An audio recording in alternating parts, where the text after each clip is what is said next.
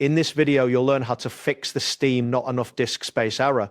By following these steps, you will be able to resolve storage issues that prevent you from and Steam.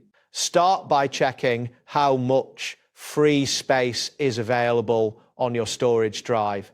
Open your system settings or File Explorer to view disk usage details. Look for the section that displays the available storage on your drives. Ensure there is enough space for the game or update you are attempting to install. If you find that space is low, consider deleting unnecessary files or applications.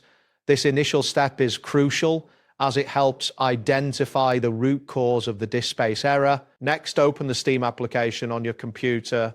Once it loads, navigate to the top menu and click on Steam, then select Settings from the drop-down menu. In the Settings window, locate and click on the Downloads tab on the left side. Here, you will find the option labeled Clear Download Cache. Click on this option to remove temporary files that Steam has stored. After confirming this action, you may be prompted to log in again to your Steam account. Clearing the cache can often resolve installation and storage related errors efficiently. If the error persists after clearing the cache, consider changing the install location for your games.